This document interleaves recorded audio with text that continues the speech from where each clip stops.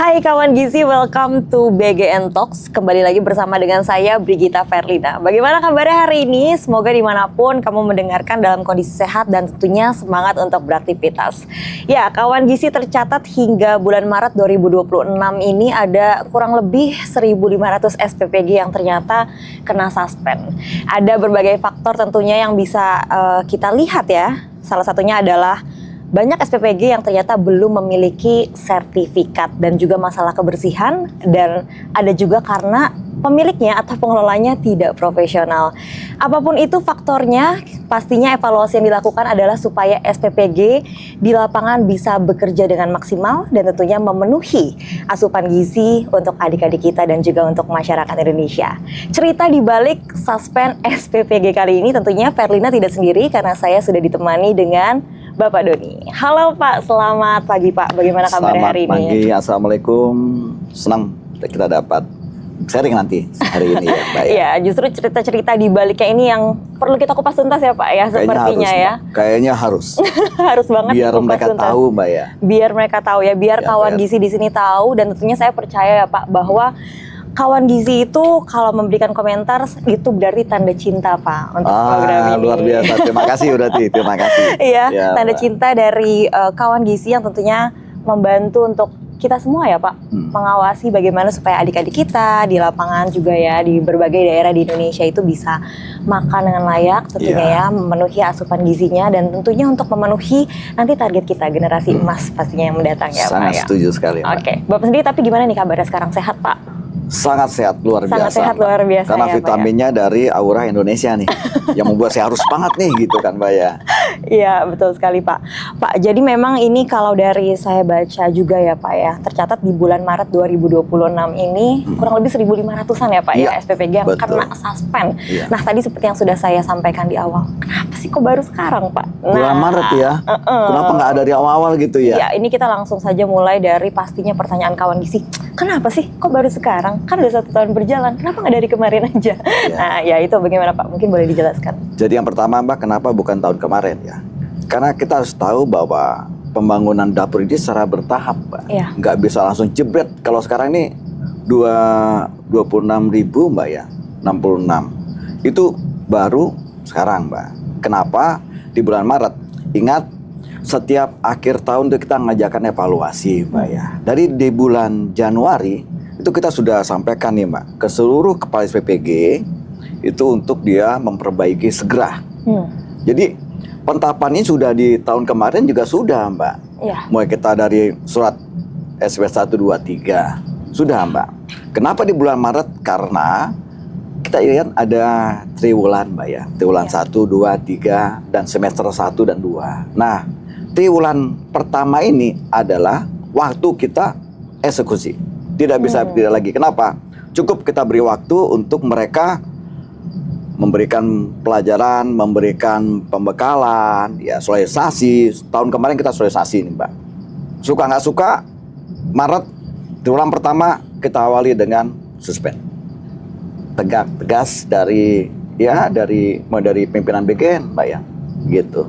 Baik, nah ini kan kalau misalkan kita lihat dari beberapa faktornya gitu Pak ya, SPPG yang kena suspend ini kan salah satunya seperti mungkin dari masalah sanitasi atau sertifikasi IPAL-nya juga gitu kan ya. Ini bagaimana nih Pak kalau dari Bapak melihat langsung di lapangan saat itu? Jadi Mbak, saya sering joke ya pada saat kita datang ke salah satu dapur, saya sering joke. Mbak, mau maaf Bapak, Ibu, kita mau sidak ini sebetulnya untuk keamanan kita semua. Anak-anak kita yang kita siapkan. Dan perlu diingat, dapur yang kita siapkan sesuai dengan SOP adalah dapur yang, ingat loh Mbak, ini harga diri bangsa loh seharusnya. Kalau Yayasan Mitra paham, ini harga diri bangsa Mbak. Kalau di YouTube itu dilihat oleh semua orang Mbak.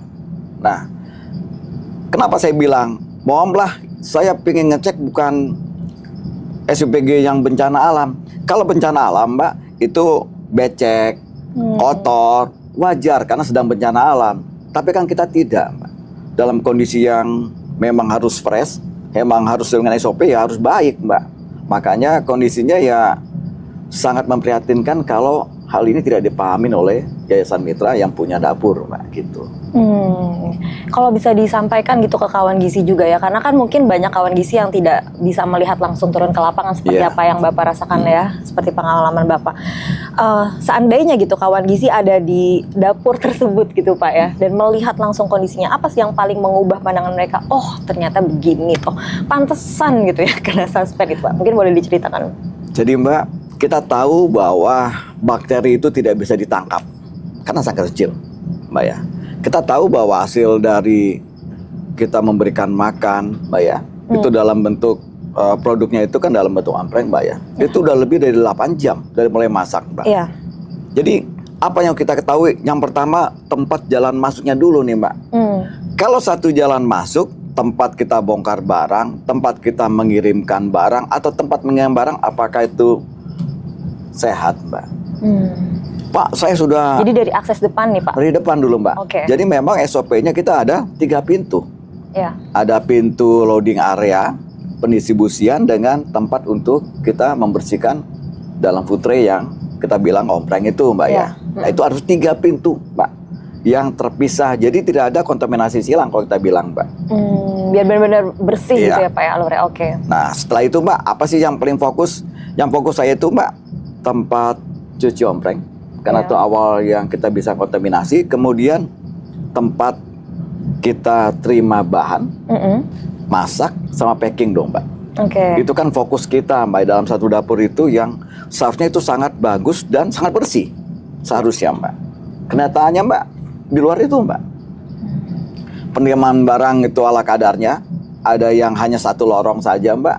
Kemudian seharusnya barang itu datang, ya Mbak ya, itu dicek, dibersihkan, diganti tempat wadahnya, karena kan kita tahu bahwa barang yang masuk itu pasti dari pasar. Ya. Kondisinya kita tidak tahu itu bersih atau tidak. Kalau nggak bersihkan berarti sudah terkontaminasi di tempat loading barang, Mbak. Makanya harus kita cuci dulu, Mbak. Di tempat loading barang itu seharusnya ada tempat cuci, Mbak. Ya Mbak ya. Otomatis sebelumnya ya kita harus ada locker dulu dong untuk ganti perlengkapan untuk siap APD masuk ke dalam gudang dapur itu, Mbak ya. Dari loading dimasukkan, dibersihkan, dimasukkan gudang. Kenapa kita pisahkan gudang basah, gudang kering, Mbak ya? Itu biar fokusnya di masing-masing bagian, Mbak. Bagian-bagian produk dari tempat kita masak baru dipersiapkan, dimasak, Mbak. Kemudian di packing. Sebetulnya simple, Mbak. Itu hal yang harus tidak boleh saling bertabrakan, Mbak. Kok bisa, Pak? Ya jelas dong, kalau bertabrakan kecelakaan kerja nanti bagian lagi yang tanggung jawab, Mbak ya. Kenapa ya? Itu yang seharusnya ahli gizi paham, Mbak. Rule ini tuh jangan saling bertabrakan. Jadi orang yang kerja di packing ya orang kerjalah. Yang persiapan. Tidak perlu dia masuk ke tempat packing seharusnya, Mbak. Biar kenapa? Biar tempat itu ya steril. Gitu, Mbak.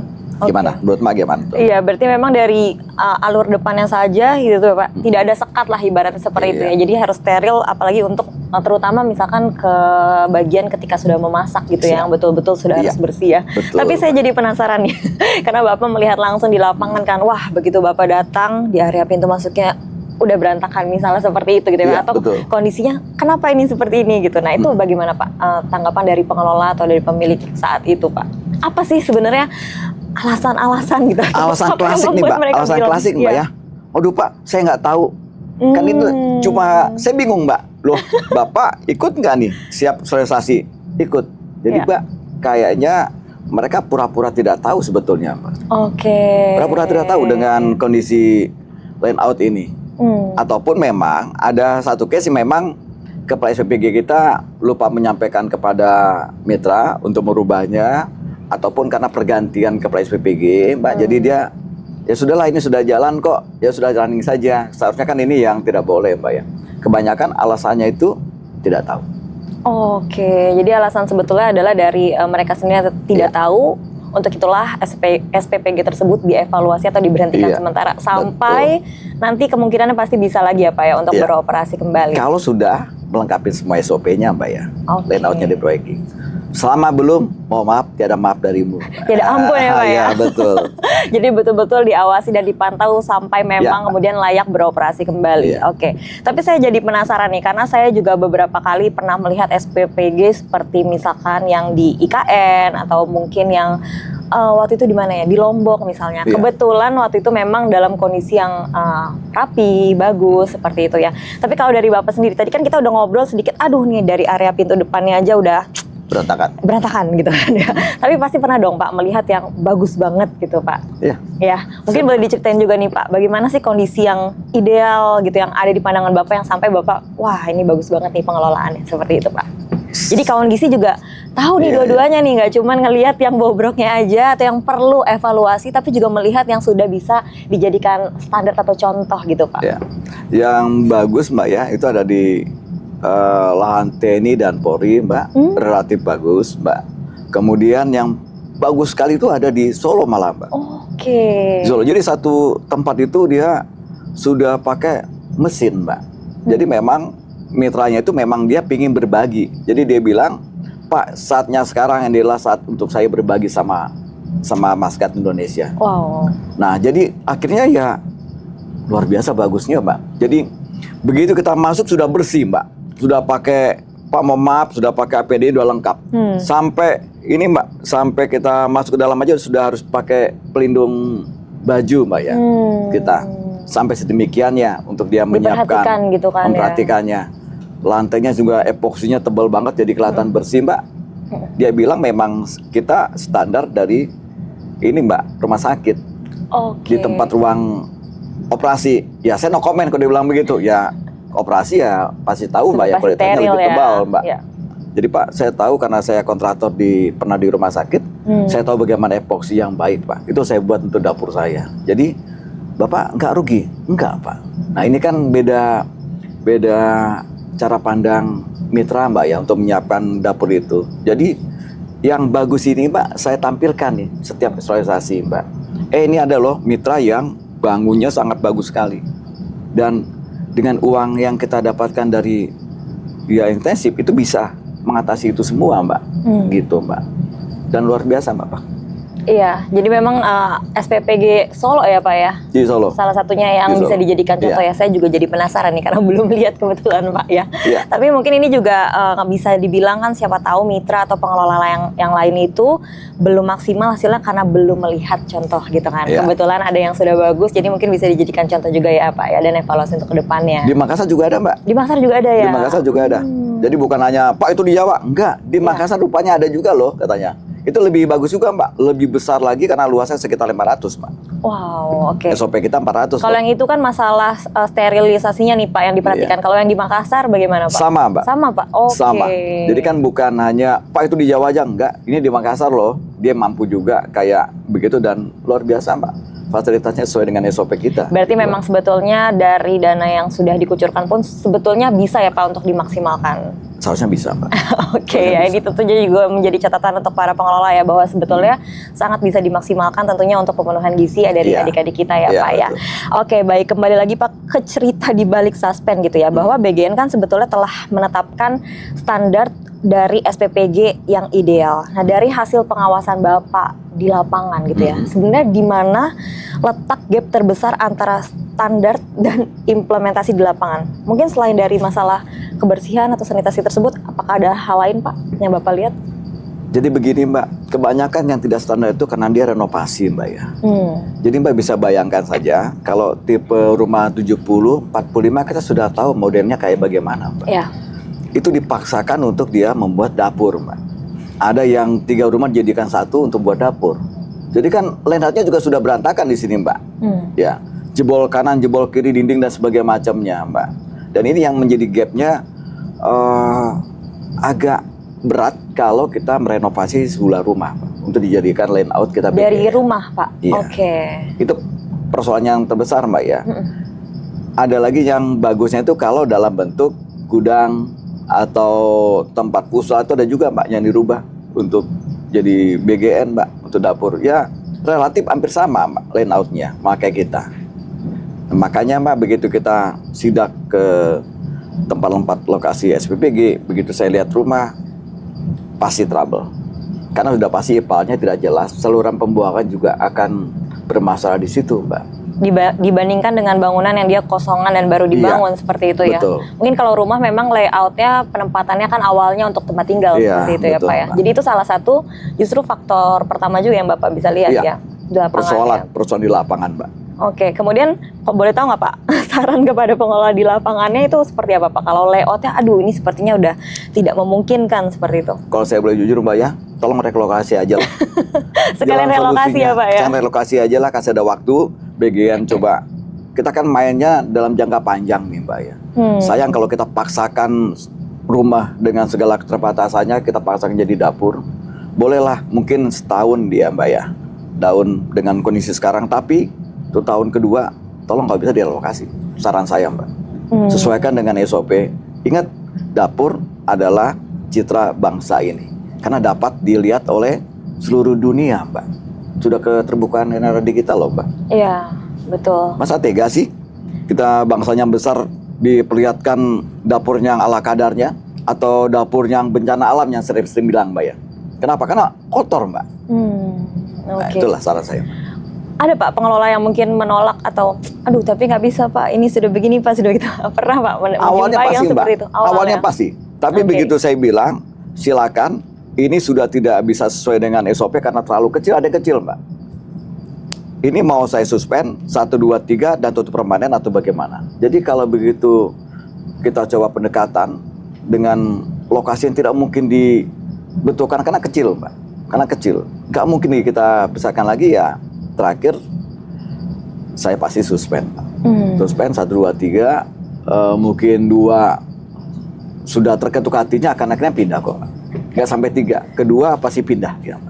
Oke, kalau per Maret ini bisa dikatakan ini suspend keberapa Pak? Untuk yang 1.500 ini atau ada yang baru pertama kali atau memang ada yang sudah? Suspend itu sekali Mbak. Oh baru sekali ini. Baru sekali Mbak. Oke, baru sekali ini. Oke, saya pikir sudah ada peringatan-peringatan sebelumnya. Peringatan itu dalam bentuk SP Mbak, surat peringatan 1, 2 Mbak ya. Ada yang 3. Setelah itu baru kita suspend. Baru yang si suspend ini, oke. Berarti memang sudah ada yang peringatan dulu baru kena suspend ini yang kecuali yang viral Mbak kita suspend langsung Mbak. Karena kan itu SOP kita sudah jelas itu. Tidak boleh ada yang begini dia langgar ya kita suspend Mbak. Karena peringatan itu sudah kita sampaikan jauh-jauh hari sebetulnya Mbak, dalam bentuk-bentuk surat edaran Mbak ya kepada KPSPG. Ini tidak bisa dibilang saya belum pernah disampaikan. Nggak boleh. Iya. Itu. Tapi ini saya juga jadi melihat ada ketegasan ya Pak ya pada sistem di lapangan gitu ya, bahwa oh ini tidak memenuhi persyaratan gitu ya dengan SOP yang ada, dikasih peringatan seperti itu. Ternyata masih bandel juga baru sampai pada akhirnya kena suspend gitu ya Pak ya.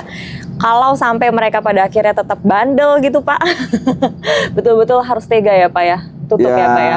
Akhirnya kita buat dari tawas Mbak ya, karena kita nggak bisa menutup Mbak. Jadi kita bersurat kepada pimpinan, biar nanti secara administrasinya jelas, biar alurnya jelas. Terakhir nanti akan pemutusan kerjasama Pak, PKS akan kita tarik. Oke, nah Pak kembali lagi mungkin seperti yang disampaikan di awal juga dan juga yang tadi kita sudah perbincangkan bahwa saat ini lebih dari 1.500 nih ya kawan gizi yang kena suspend dan sebetulnya itu menunjukkan bahwa keseriusan gitu kan ya Pak, ketegasan karena dapur ini kalau tadi menurut Bapak adalah citranya nih gitu ya. Sekarang apa-apa tentunya disampaikan lewat sosial media, di YouTube gitu kan ya, atau lewat TikTok gampang banget viral ya Pak ya. Betul. Itu ya, jadi siapa aja datang berkunjung video kalau pas banget gitu keadaannya lagi tidak ideal ya Pak ya, mungkin lupa dibersihin gitu kan, itu bisa langsung viral kemana-mana tanpa tahu behind the story-nya sebenarnya kan ya Pak ya. Jangan-jangan mungkin emang lagi lalai saat itu aja gitu kan, nggak ketahuan juga seperti itu. Namun ada langkah tegas dari sini bahwa 1.500 SPPG gitu ya, bahkan lebih itu kena suspend kalau tidak memenuhi standar seperti itu. Nah, tapi pertanyaannya tadi kan dari awal, kenapa sih gitu loh Pak, baru sekarang, kenapa nggak tadi gitu ya? Cuman apakah ini menunjukkan masalah sistemik dalam desain awal program yang mungkin gitu pengelola atau pemilik susah kali ya untuk mengimplementasikannya, atau mereka kebingungan, atau entah kenapa alasannya, atau murni memang persoalan dari pemilik dan pengelolanya saja di lapangan Pak? Yang pertama Mbak, kenapa baru sekarang? Perlu kita ketahui Mbak, proses ini proses yang mengawali dari hal yang baru Mbak ya. Jadi kalau dari awal kita suspendin Mbak, apakah target ini akan tercapai, Mbak, pembinaan manfaat ini. Kan begitu, Mbak ya. Iya. Jadi prosesnya kan proses kita pembelajaran dari mulai awal pembentukan BG ini sampai dengan sekarang, Mbak. Jadi intinya, Mbak, kenapa harus kita sekarang? Kita memberikan kesempatan setahun kemarin, Mbak, untuk kita bisa Sudah sabar kita, tuh ya Pak ya setahun kita kemarin. udah sabar, Mbak. Iya. Kenapa, Mbak? Di sini negara tidak memberikan pembangunan awal, Mbak. Jadi mitra yang bangun awal, Mbak. Baru setelah itu kita berikan. Jadi modal awal, modal anggaran kita, negara tidak diberikan dari awal bangun, Mbak. Setelah itu baru kita cicil. Dan kalau kita hitung, Mbak ya, berapa tahun sih? Mungkin sekitar 1,5 tahun, setahun mungkin baru kembali, Mbak. Yang kembali dapur, Mbak ya, Iya. pembangun dapur. Jadi kan artinya ada anggaran yang bijak yang dikerjakan oleh pemerintah, Mbak, untuk kita bisa memberikan manfaat langsung kepada siswa, Mbak. Jadi kenapa baru sekarang kita memberikan dampak dulu, Mbak, positif. Bayangin, Mbak, setahun ini dari yang ya saya mau maaf juga terjadi yang KLB, Mbak ya, dari kita. Tapi, Mbak, di belakangnya banyak orang yang terbantu ekonominya, Mbak.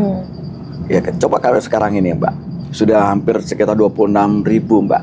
Berapa jumlah pekerja yang sudah kita berikan? Alasannya, Mbak ya. Tapi di samping itu, Mbak, ada efek domino efek market pasarnya, Mbak. Berapa orang yang menyiapkan petani dan sebagainya macamnya yang akan terbantu di kita, Mbak ya. Artinya, Mbak, bahwa apa yang kita undur sampai dengan setahun ini sebagai proses pembelajaran dari pembentukan, Mbak, pasok rantai dari bawah, Mbak. Ya.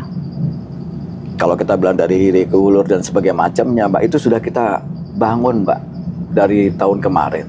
Kenapa baru sekarang? Ya karena bangun itu, Mbak. Tidak serta-merta langsung kita bisa menyiapkan semuanya, enggak, Mbak. Itu yang kita bangun, Mbak.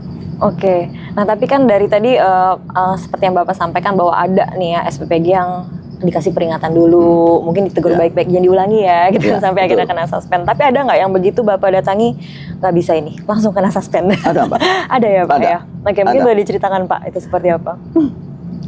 Kondisinya ya kayak, mohon maaf, Mbak ya, saya ngelus dada, sering saya ngomong, Pak, Bapak Mitra nih, Pak, seandainya anak kita melihat kondisi dapur gini mau makan nggak?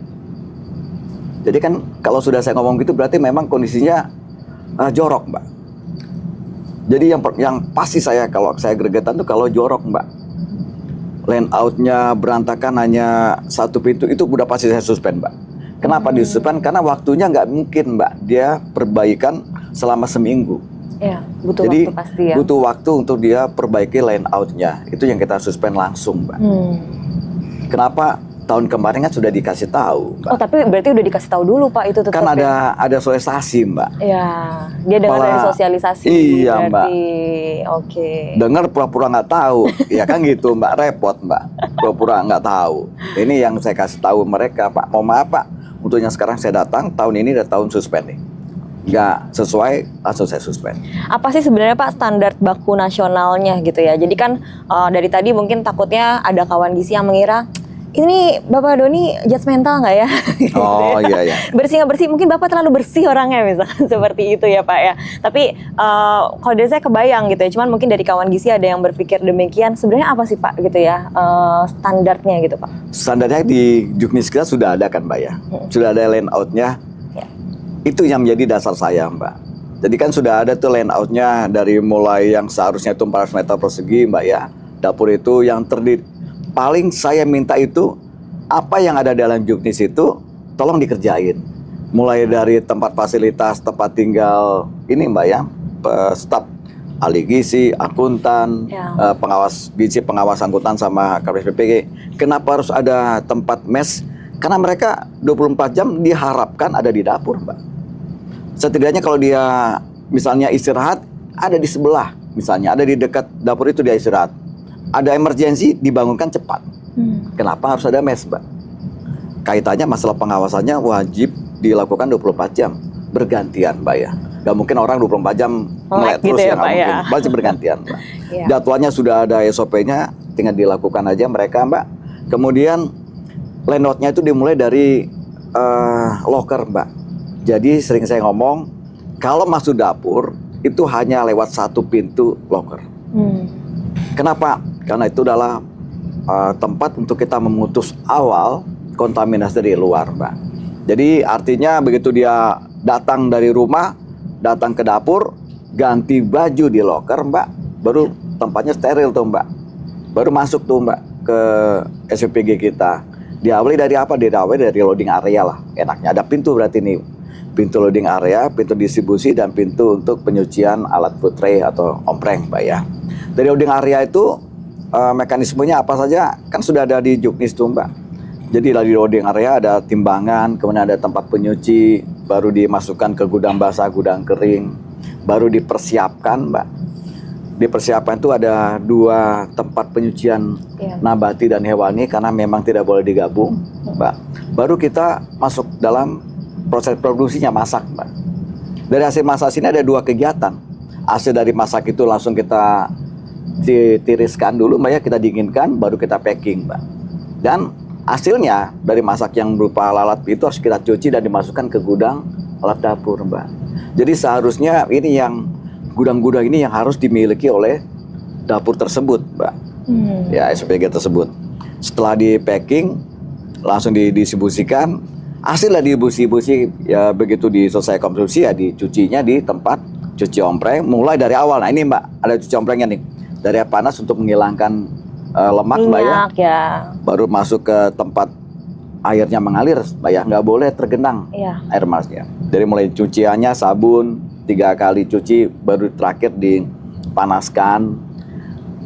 Indonesia pintar membuat pemanas ompreng, Mbak ya. Tolong nanti SNI-nya juga akan bekerja di situ karena banyak kejadian yang salah kaprah dalam pembersihan basah, dimasukkan ke ompreng, akhirnya netes ke tempat api dan akhirnya meledak. Ini yang saya minta tolong hati-hati, mulai dari selangnya tolong dibuat standar, diperhatikan, jangan sampai nanti sudah rusak tetap dipaksakan gitu, Mbak ya.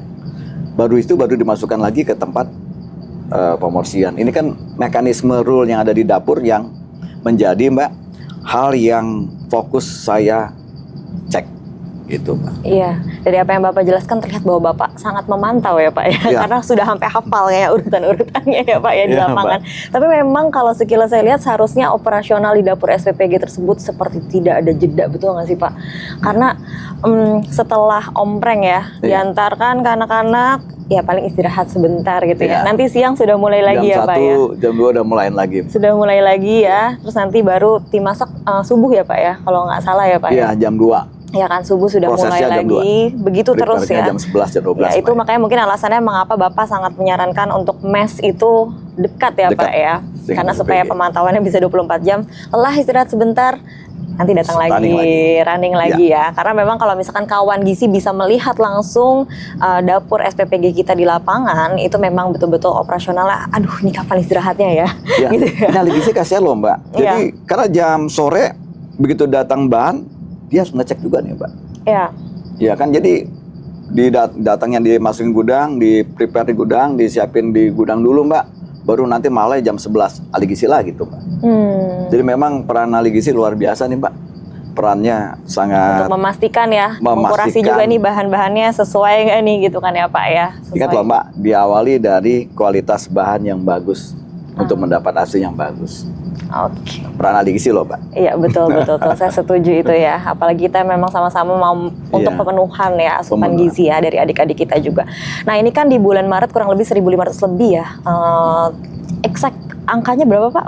Apakah Jadi kalau kita sekarang, Mbak, ini dengan dari 1.500 itu karena sebagian, Mbak, ada yang belum mendaftar ke LSAS, Mbak. Oke. Jadi artinya ya, Pak ya. Ya, Mbak. Jadi sekarang ini totalnya, Mbak, yang masalah suspend ini ada 381, Mbak. Prosesnya ya dari 1.500, Mbak ya. Kan 1.500 itu ada sekitar 600 yang belum mendaftar, Mbak. Jadi setelah mendaftar ya habis dong 600 itu, Mbak. Tinggal 600 lagi. Logisnya kayak gitu, Mbak. Sampai dengan sekarang semuanya sudah mendaftar, Mbak. SLS, Mbak. Dari 600 ini terbagi menjadi turun-turun karena sudah melengkapi IPAL-nya, Mbak. Terakhir saja saya perlu sampaikan, Mbak ya. Di sini dari wilayah kita saja, wilayah Jawa, itu dari Banten sampai dengan Jawa Timur, kurang lebih ada sekitar 355 dapur yang kita berhentikan di non KM. Artinya Mbak, ini non KM itu mulai dari infrastruktur yang harus ya relokasi lah, ibaratnya karena mayor, bentuknya harus banyak perbaikan yang dikerjakan dari 30 dapur tersebut. Kemudian SAS-nya ada 919 Mbak. Kemudian yang tidak memiliki mes sedang dikerjakan sekarang ada 140 SPPG. Oke, ini berarti sambil jalan terus nih ya Pak. Ini Ya. sekarang sudah masuk bulan April ya kita ya. Kemudian yang punya IPAL ada 175. Ini prosesnya kayaknya nanti tahun ini juga mau bulan ini mungkin agak banyak yang sudah selesai Mbak. Oke, dikejar terus ya berarti Ya. ya Pak ya.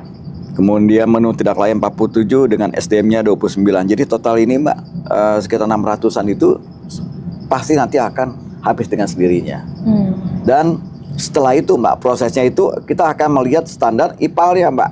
Memang sudah ada IPAL tapi tidak efektif. Ini akan kita suspend lagi Mbak. Iya. Jadi sambil dipantau terus ya Pak Iya, ya. sambil kita pantau. Bolehlah dia ngomong sudah ada IPAL, nanti akan kita cek lagi IPAL-nya benar nggak nih. Takutnya Mbak, dia buat tapi nggak operasional Mbak. Oke. Iya kan? Jadi dibuat aja gitu tapi tidak memenuhi standar operasional. juga. Iya, nggak ada standar juga. Ini yang nanti prosesnya harus, ya saya mau maaf juga, kan kita butuh proses pembelajaran adik-adik kita yang di lapangan Mbak ya. Iya. Jadi dia tidak tahu, hanya lihatnya oh sudah ada IPAL nih ukurannya, yang ada sekat-sekat, ada 3, ada 4 gitu Mbak ya. Tapi kan belum tahu itu berfungsi atau enggak Mbak. Itu nanti yang next bulan ini Mbak, kita akan masuk ke situ Mbak. Oke. Jadi bukan berarti sebelum masuk sekarang nggak mungkin malah tambah nanti Mbak. Dari hasil kita pengecekan langsung di lapangan. Jadi akan dicek lagi satu-satu Pak? Ya, Wow, harus, Mbak. luar biasa Harus. banget ya. Dipantau sekali berarti ya, Harus Pak, ya. Mbak, jadi mekanismenya gampang nggak? Gampang saya bilang Mbak. Jadi nanti Mbak, kepala SPPG itu secara berjenjang akan laporan ke Korcam sampai dengan ke tingkat nasional Mbak. Jadi saya mintanya foto dan video lengkap dengan keterangan lokasi sama jam, kan sudah bisa Mbak. Ya, Jadi kan bisa live itu udah bisa lihat. betul. Nah, gitu, Mbak. Karena memang teknologi juga sangat membantu ya Pak Iya. ya untuk prosesnya. Makanya cepet ya Pak ya, Harus, langsung dieksekusi ya Mbak. Pak.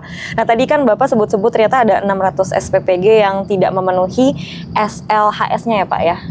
Sekarang sudah tinggal 116. Oh sekarang tinggal 116, berarti 116. dikejar terus nih ya sertifikat laik hygiene sanitasinya. Mungkin untuk kawan gizi juga semakin tercerahkan. Kenapa sih Pak emangnya harus punya si SLHS itu gitu ya? Itu tuh formalitas saja tuh gimana sih? Kayak gitu Pak. Kayaknya dari Dinas Kesehatan nggak bisa formalitas Mbak.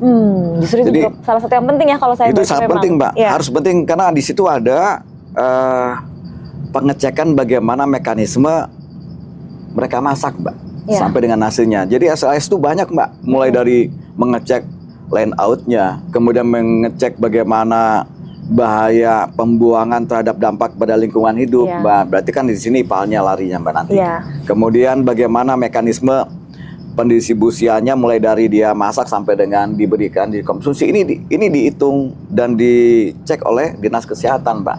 Ini yang menyebabkan kenapa sampai dengan sekarang ada beberapa dan banyak Mbak yang dalam proses LSAS Mbak. Karena prosesnya itu kita terstandarisasi di Dinas Kesehatan Mbak. Nggak bisa kita campur tangan nih masalah SAS ini Mbak. Ranahnya sudah ranah dari Dinas Kesehatan.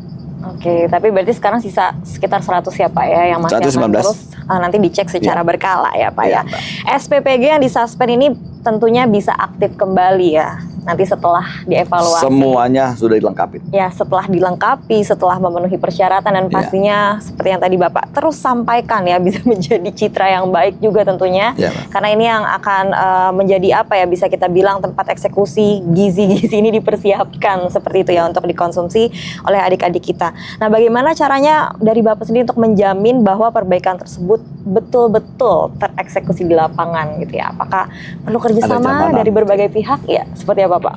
Jadi mekanismenya gini Mbak. Jadi dari dapur-dapur itu kita punya kepala SPPG Mbak ya. Ya. Mereka akan laporan secara berjenjang Mbak. Nah laporan berjenjang ini kita sudah punya link Mbak. Jadi link yang ada di wilayah 2 itu kita bisa klik dapur itu dia sudah punya atau melengkapi persyaratan itu Mbak. Jadi kalau dia mau bohong kita tinggal klik, ini sudah ada, kita video call Mbak. Lo sekarang nggak perlu datang kok, tinggal video call bisa lihat Mbak ke TKP langsung. Dan di staf kami di Kebutuhan Tawas itu kita bagi-bagi menjadi provinsi-provinsi, Mbak. Jadi dalam waktu bersamaan juga bisa langsung kita kerjakan di 6 provinsi yang berbeda, Mbak, pengecekan yang sama. Jadi bagaimana pengawasannya? Pengawasannya itu ada 2. Pengawasan dari sosial, Mbak. Ini yang sangat membantu nih. Walaupun memang juga ada hoaxnya, Mbak. Tapi kan ini terima kasih juga. Begitu hoax dan enggak, tapi kan ada momen untuk kita bisa mengecek itu. Kan gitu, Mbak. Jadi kontrol sosialnya bagus nih, Mbak. Dan pelaporan kita yang sudah sistem pakai link, Mbak ya. Jadi kita mencepatkan by time, langsung bisa kita langsung by data, Pak. Gitu. Oke, nah Pak, ini kan tadi seperti yang Bapak juga sempat sampaikan, ada salah satu contohnya seperti di Makassar dan di Solo gitu, itu adalah SPPG yang mungkin bisa dijadikan ya tolok ukur yang baik seperti itu ya.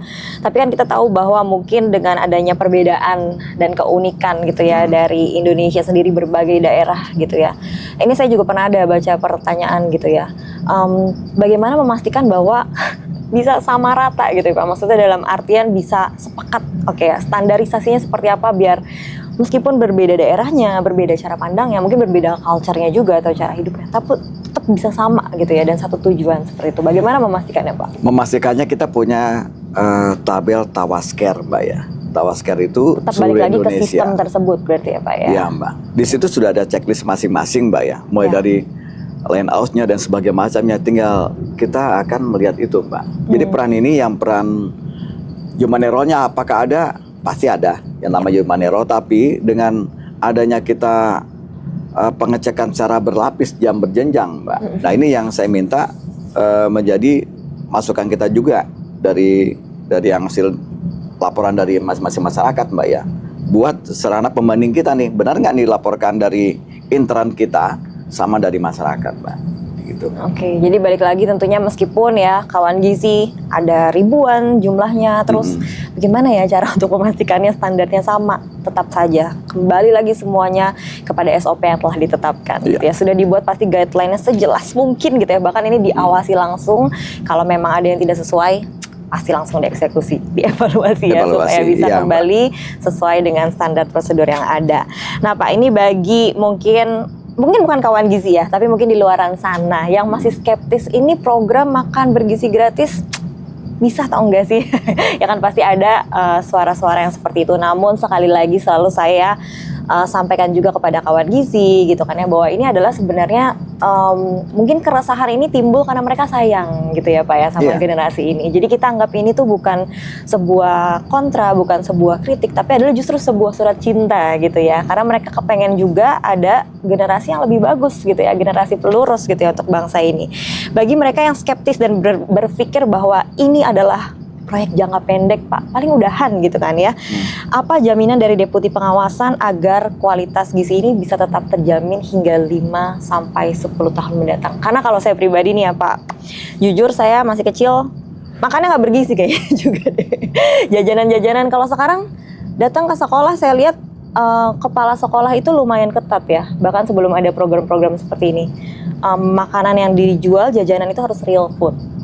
Ya harus banyak proteinnya, nggak boleh yang sembarangan jajanan. Berbeda dengan zaman saya dulu waktu masih kecil ya, bisa jajan apa aja gitu. Jadi saya lumayan, bukan cuma lumayan, saya cukup percaya bahwa yang namanya makanan itu sangat berpengaruh gitu untuk kedepannya, gitu ya. Nah, betul. Dari Bapak sendiri seperti apa nih Pak ya, memastikan bahwa ini tuh bisa terjaga 5-10 tahun ke depan Pak? Yang pertama Mbak, karena ini adalah program pemerintah, Mbak. Pemerintah sudah tahu nih Mbak. Ya. Anggaran itu, Mbak, namanya anggaran itu sudah dibicarakan dari mulai awal. Iya. Jadi yang namanya anggaran itu nggak pernah ada ceritanya anggaran pemerintah itu dihilangkan, Mbak. Atau satu badan dihilangkan dalam hal emergensi, benar. Cuma, Mbak, apakah kita sanggup, Mbak, menjawab? Seandainya kita hitung aja, Mbak. Sekarang sudah ada 26.066 SPPG. Dikali 50 berapa tuh Mbak ya? Sudah jutaan loh Mbak. Sudah jutaan orang, apakah itu belum cukup ya? Cukup membuka hati pikiran kita bahwa benar loh, ini sudah memberikan lapangan kerja real. Dan bisa dihitung Mbak. Maksud saya Mbak, dihitungnya silahkan kamu datang. Ini ada orang yang sudah terbantukan akibat dari program ini Mbak. efek dominonya Mbak, dari supplier yang mungkin dia awalnya hanya sendiri, sekarang karena sudah rutin dia mengambil orang lain. Berarti efek domino tambah lagi tenaga supplier yang lain-lain itu Mbak. Bukan hanya yang nasional saja, kita sudah konsennya ke lokal loh Mbak. Karena sudah ada Perpres 115 itu yang kita harus lebih memfokuskan ke UMKM setempat Mbak. Nah ini yang minta Mbak, kalau saya lihat apakah ada kepastian, pasti dong. Kepastiannya kasihan kalau kita melihat Indonesia bagian di luar Pulau Jawa Mbak. Gak usah jauh-jauh lah, kita ngomong Indonesia bagian luar Mbak, di Sukabumi Mbak. Saya datang ke sana Sukabumi, anak-anak masih dengan gembiranya ngambil jalan pakai kayu Mbak ya, pakai kayu digotong. Karena Omprengnya, Pak? Omprengnya tuh. Itu kurang lebih sekitar 150 sampai 200 meter Mbak dia jalan setiap hari. Apakah mempengaruhi proses belajar? Ini dilakukan pada saat dia istirahat Mbak. Jadi ada proses dia mengambil karena memang jalannya jelek, nggak bisa jalan turunan, jalan setapak, nggak bisa jalan mobil masuk ke sana Mbak. Nah ini bukan hanya di Indonesia, di luar misalnya di Indonesia Jawa itu sangat membutuhkan, di Indonesia, di Jawa sendiri Mbak membutuhkan juga kok Mbak. Jadi apakah akan berlangsung? Saya yakin Pak akan berlangsung. Dan bagaimana kita Dewa Tawas untuk memperhatikan gizinya, dari Tawascare itu sudah ada, dan dari link dari Dialur Mbak ya, itu kewajiban dari KPSPBG mengupload menu Mbak. Dan ini memang proses kita juga yang harus lebih care juga dengan menunya dikirimkan 26.000 SPPG itu memang harus ada orang yang konsen di situ Mbak, yang melihat apakah sudah benar nggak menunya ditampilkan. Konsen kitanya begitu Mbak. Wow, itu selalu ya cerita-cerita tentang anak-anak begitu antusias gitu ya. Salah satunya seperti di Sukabumi yang Bapak saksikan ya. Betul, itu menandakan bahwa sebetulnya dengan adanya makan bergizi gratis ini ketika jam makan mereka itu jadi kayak apa ya, kalau bisa saya katakan seperti semangat baru ya Pak ya sambil mereka sekolah ya, menunggu-nunggu ya. Terbukti mereka loh jadi semakin rajin sekolah loh Mbak. Ya. Coba kita lebih ini Mbak ya, lebih membuka hati, jangan hanya dilihat di kita di Jawa saja, di Jakarta, di Bandung atau di Pulau Jawa yang kota besar. Coba lihat sedikit ya ke yang agak-agak terpencil, itu sangat membutuhkan kok Mbak, kita Mbak. Iya, kalau bisa sedikit ditengok tidak hanya di sekeliling kita gitu kali ya, seperti itu ya. Karena memang kalau memang yang seperti saya saksikan waktu itu di pulau yang bisa kita katakan 3T ya, 3T. Wow, antusiasnya gitu ya mereka. Ibu-ibu yang tidak punya kerjaan, Mbak, kita berikan pemasukan sedikit aja, dia sudah bisa membeli aura positif mereka untuk dia semangat dalam meniti hidup ini, Mbak. Dan ada waktu itu salah satu staf yang juga begitu terharu ya Pak, waktu itu di daerah Kalimantan, di mana bisa saya deskripsikan bahwa dia bekerjanya udah pakai hati nih Pak. Jadi memang luar biasa Mbak. Ya, kenapa seperti itu? Karena dia dari ibu rumah tangga yang bisa dikatakan tidak berdaya, kemudian mendapatkan lapangan pekerjaan, dan dia masak juga buat anaknya Pak. Ya. Jadi anaknya sekolah juga, anaknya penerima MBG juga. Itu yang banyak kasusnya itu pasti akan lebih manusiawi. Iya, anaknya dan nggak cuma satu gitu. Jadi sekolah juga, di rumah juga menerima makan bergizi gratis tersebut. Jadi dia sampaikan bahwa waktu itu dia sampai nangis, katanya terharu dengan adanya program ini, menjadi salah satu keyakinan dia dan harapannya sebenarnya maunya terus konsisten. Kalau melihat bahwa ada banyak masyarakat yang terbantu gitu ya, tentunya kita sama-sama berharap kalau bisa program ini semakin baik dan semakin ditingkatkan gitu ya Pak ya. Ya, seperti yang saya bilang tadi, pro kontra dari kawan gizi itu adalah surat cinta. Mungkin kata terakhir Pak, ada yang ingin disampaikan kepada kawan gizi semua di sini? Ya, silakan Pak. Kepada rekan-rekan ahli gizi dan seluruh warga Indonesia nih Mbak ya. Kalau kita boleh berkomentar, silakan, itulah hak dari siapa saja Mbak ya. Tapi gunakan dengan hati. Nurani kita apakah benar ini salah atau benar gitu Mbak ya. Kemudian saya butuh koreksi atau apapun itu sifatnya untuk membetukan kita yang kurang-kurang benar, menu-menu yang agak menceng-menceng dari sekian banyak SPPG yang ada. Tapi Mbak, dari sekian persen saja yang disuspend, contoh Mbak dari sekarang ini, di Pulau Jawa itu ada sekitar 16.066, yang saya suspend 1.500, sekian persen loh Mbak. Yang bagusnya banyak itu Mbak, yang bagusnya banyak. Kenapa itu harus kita korbankan? Dengan segala ego kita masing-masing gitu Mbak ya. Tolong sama-sama kita dukung untuk anak-anak bangsa. Kalau kita boleh jujur, kapan lagi kalau bukan sekarang kita berikan kepada anak-anak kita sebagai wujud partisipasi kita, baik itu Yayasan Mitra dan relawan, memberikan asupan gizi yang terbaik bagi generasi Indonesia Emas. Terima kasih untuk semua pengorbanan relawan dan semua pihak yang terkait di sini. Wow, terima kasih banyak Pak Doni tentunya. Terima kasih juga tentunya untuk kerja kerasnya ya Pak ya, memantau ribuan ya Pak SPPG yang ada di Indonesia ini. Bersama-sama pastinya kita doakan karena kita sudah mendengar sedikit cerita di balik SPPG dan juga SPPG yang disuspend. Tapi masih banyak juga nih kawan gizi ternyata yang bagus, dan tentunya ini memberikan harapan ya Pak ya untuk generasi Indonesia Emas mendatang. Terima kasih banyak Pak, sehat selalu. Nanti kalau ada waktu pastinya kita akan ngobrol lagi Pak. Dan tentunya memberikan informasi untuk kawan gizi. Baik Pak, sukses selalu ya Pak ya. Terima kasih. Ya, oke kawan gizi, seperti itulah ceritanya tadi. Seperti yang sudah disampaikan oleh Pak Doni juga, masih ada harapan. Dan seperti itulah bagaimana kita kalau mau membuka sedikit hati dan memandangnya dari sisi yang baik, bahwa pemenuhan asupan gizi itu masih sangat diperlukan tentunya untuk generasi Indonesia yang lebih baik lagi. Kita akan ketemu di topik-topik selanjutnya. Saya Brigita Ferlina pamit undur diri, Pak Doni juga pamit undur diri. Terima kasih dan sampai jumpa. Sampai jumpa.